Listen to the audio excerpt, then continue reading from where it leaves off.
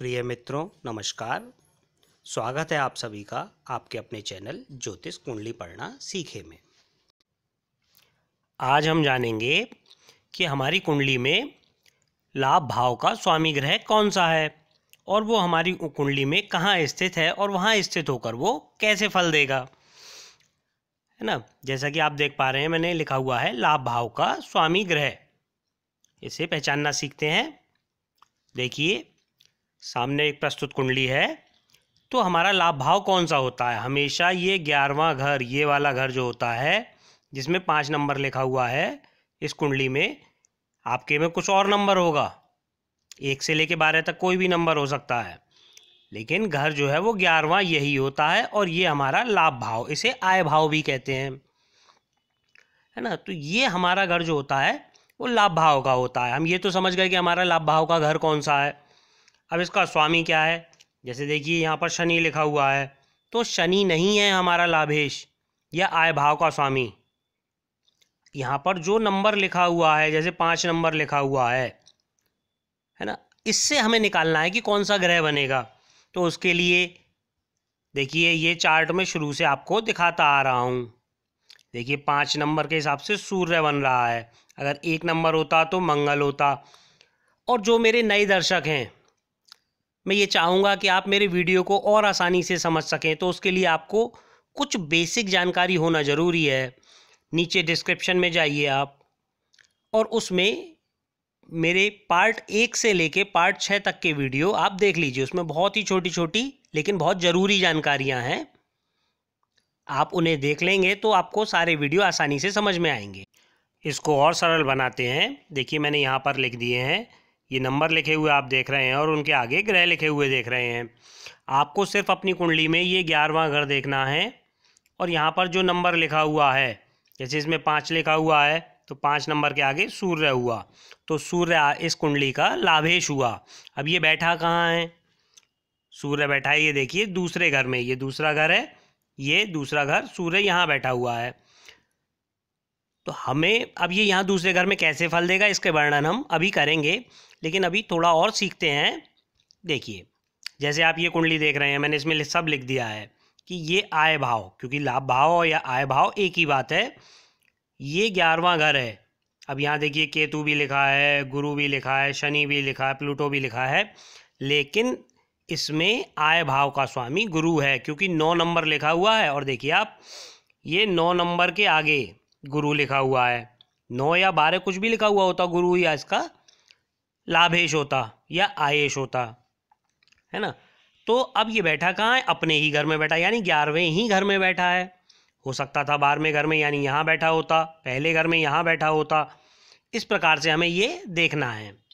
अब हम शुरू करते हैं कि लाभ भाव का स्वामी जो भी यहाँ नंबर लिखा हुआ है उसके अनुसार, ये देखिए, यहाँ से आप मिला लेंगे कि आपका कौन सा ग्रह बन रहा है। और अगर वो यहाँ के नंबर का स्वामी ग्रह यहाँ पहले घर में बैठा हुआ होता है, जैसे यहाँ 5 बन रहा है और सूर्य यहाँ पहले घर में बैठा हुआ होता, यहाँ 4 लिखा होता, देखिए 4 के आगे चंद्र है और चंद्र यहाँ बैठा हुआ होता, है ना।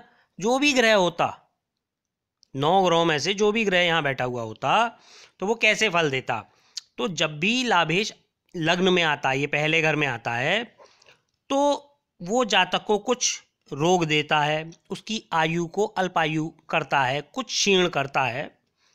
जातक थोड़ा सा हठी प्रवृत्ति का होता है और अपने हट के कारण वह कुछ हानियां कर लेता है।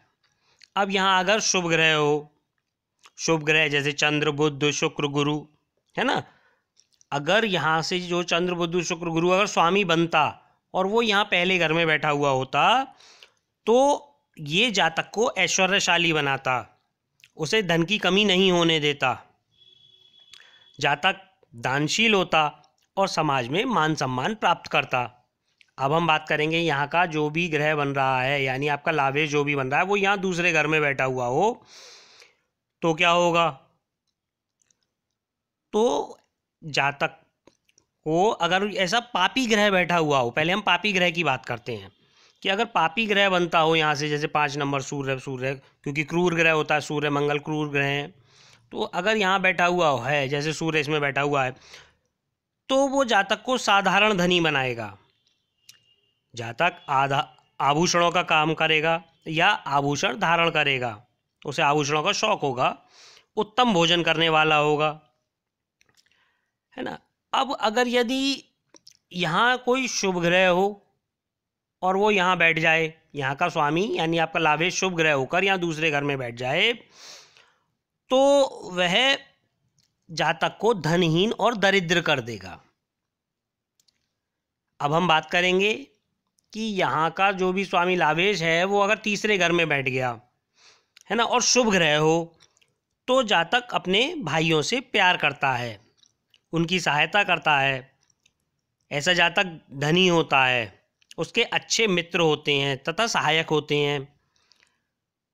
अब साथ ही ऐसा जातक ख्याति भी अर्जित कर लेता है। अब यहाँ यदि कोई स्वामी अशुभ ग्रह बन रहा हो और वो यहाँ बैठ जाए, तीसरे घर में बैठ जाए,